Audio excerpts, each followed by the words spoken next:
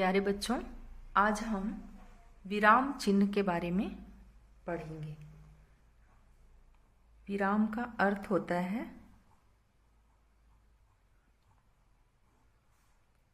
रुकना या ठहरना।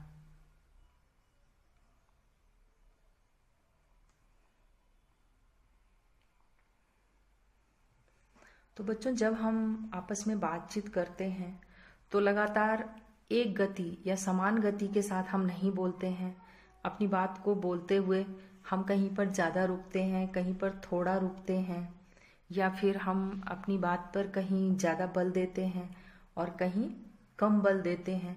तो इसी तरह से जब हम अपनी भाषा को बोलते हैं तो कहीं पर हम तेज बोलते हैं, कहीं पे हम धीमे बोलते हैं, कहीं पर हम ज़्यादा बल देते हैं किसी बात पर कम बल देते हैं। तो आइए अब हम इस बात को समझने के लिए एक उदाहरण से समझते हैं। जैसे यहाँ पर मैं लिख रही हूँ, चलो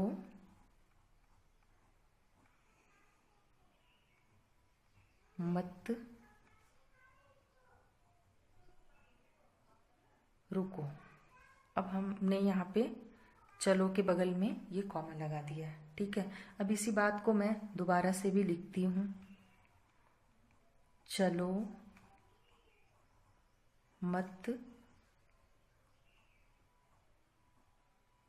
रुको।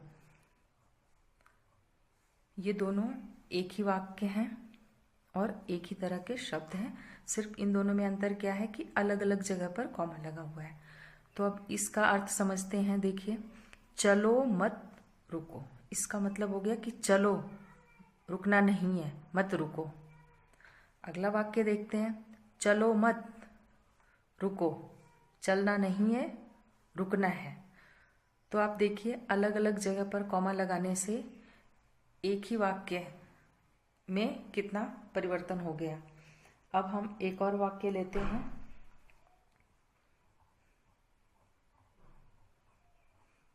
रोको मत जाने दो। और इसी बात को हम फिर से लिखते हैं, रोको मत जाने दो। यहाँ पे हम रोको के बाद कॉमा लगाएंगे और इसमें रोको मत यहाँ पे लगाएंगे। तो पहले वाक्य का अर्थ समझते हैं, रोको मत जाने दो, मतलब कि रोको, उसे जो जा रहा है उसे रोको, उसे जाने नहीं देना है। दूसरा है, रोको मत जाने दो, रोकना नहीं है और उसे जाने देना है। तो अब आप देखिए कि अल्प विराम अलग अलग जगह पर लगाने से इन वाक्यों के अर्थ में किस तरह का बदलाव हो जा रहा है। तो आइए अब हम विराम चिन्ह की परिभाषा को समझते हैं कि विराम चिन्ह क्या होता है। भिन्न भिन्न प्रकार के भावों और विचारों को स्पष्ट करने के लिए जिन चिन्हों का प्रयोग वाक्य के बीच में और अंत में किया जाता है उन्हें विराम चिन्ह कहते हैं। अर्थात लिखित भाषा में एक ठहराव दिखाने के लिए कुछ विशेष चिन्ह का जो हम प्रयोग करते हैं उसे विराम चिन्ह कहते हैं। तो आइए अब हम समझते हैं कि विराम चिन्ह कौन कौन से होते हैं। सबसे पहला है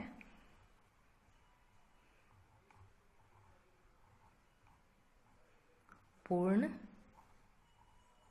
विराम। पूर्ण विराम ऐसे बिल्कुल सीधा रहता है, डंडे की तरह। तो ये जो पूर्ण विराम का चिन्ह है, ये जब हम अपनी कही हुई बात जो है वो पूरी कर लेते हैं या फिर जहाँ पर वाक्य समाप्त हो जाता है वहाँ पर पूर्ण विराम का प्रयोग किया जाता है। जैसे मैं लिख रही हूँ, तो यहाँ पर वाक्य की समाप्ति हो गई है। तो इसके अंत में पूर्ण विराम का चिन्ह लगता है। अगला है रमन अपने घर गया।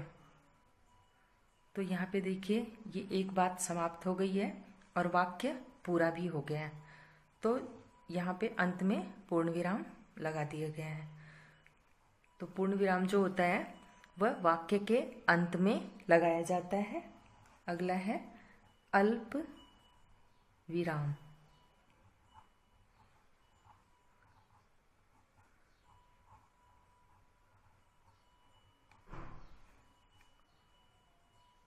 अल्प विराम का चिन्ह इस ऐसे लगाते हैं, जिसे कॉमा भी कहते हैं हम। अब ये जो अल्प विराम है, तो वाक्य में जहां पर थोड़ा सा रुकना हो या फिर एक से अधिक वस्तुओं व्यक्तियों को अलग अलग करना है, तो वहां पर अल्प विराम चिन्ह का प्रयोग किया जाता है। जैसे राम दुकान से आलू टमाटर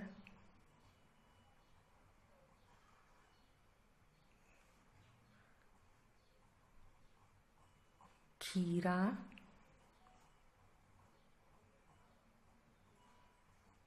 और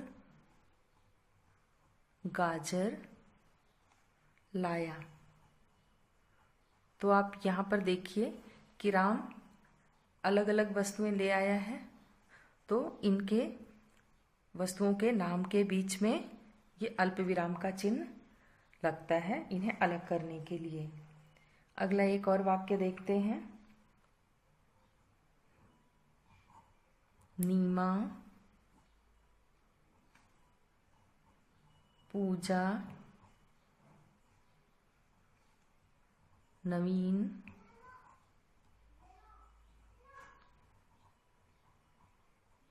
और आशु घर चले गए। तो यहाँ भी देखिए व्यक्तियों के नाम को अलग अलग करना था, तो यहाँ पर ये अल्प विराम का चिन्ह लगा है। अब तीसरा चिन्ह देखते हैं, प्रश्नवाचक। प्रश्नवाचक चिन्ह, ये प्रश्नवाचक चिन्ह जो होता है वो इस प्रकार से लगता है। और प्रश्नवाचक चिन्ह का प्रयोग जब किसी वाक्य में सवाल पूछे जाने का भाव होता है, तो वाक्य के अंत में प्रश्नवाचक चिन्ह का प्रयोग किया जाता है। जैसे तुम्हारा क्या नाम है,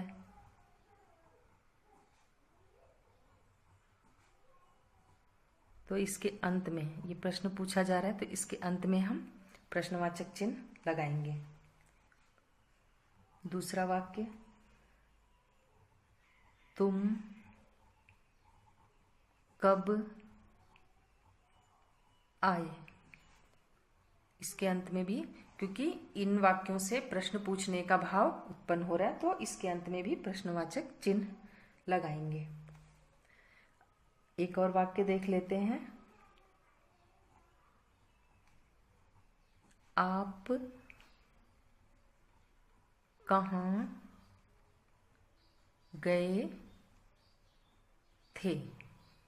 इसमें भी प्रश्न पूछने का भाव पता चल रहा है, तो इसलिए इसके अंत में भी प्रश्नवाचक चिन्ह का प्रयोग करेंगे। अब अगला चिन्ह है अर्धविराम।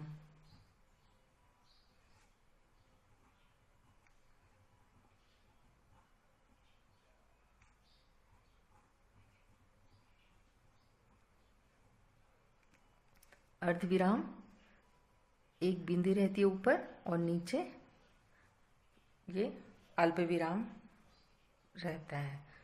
तो ये है अर्धविराम का चिन्ह।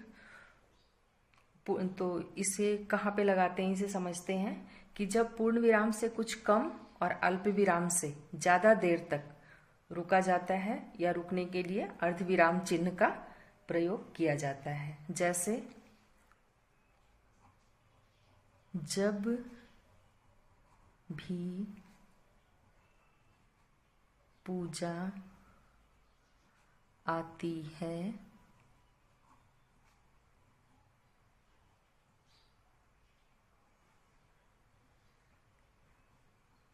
शालू भी आ जाती है। अब देखिए यहाँ पे अल्प विराम से ज़्यादा और पूर्ण विराम से कम देर तक रुके, इसलिए यहाँ पर अर्धविराम चिन्ह का प्रयोग किया गया है। अगला वाक्य देखते हैं। कल रविवार है,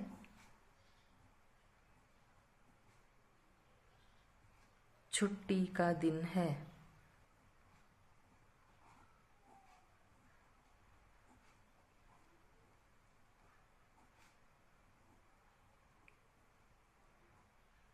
वाक्य पूरा हो गया तो यहाँ पर हम पूर्ण विराम लगा देंगे। अगला वाक्य एक और देख लेते हैं। मसूरी जाना है,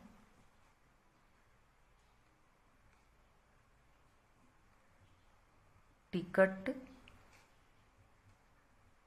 खरीद लो। तो यहाँ पे देखिए हम अल्प विराम से थोड़ा ज़्यादा और पूर्ण विराम से थोड़ा कम देर तक रुके, तो इसलिए यहाँ पर हमने अर्धविराम का चिन्ह लगाया।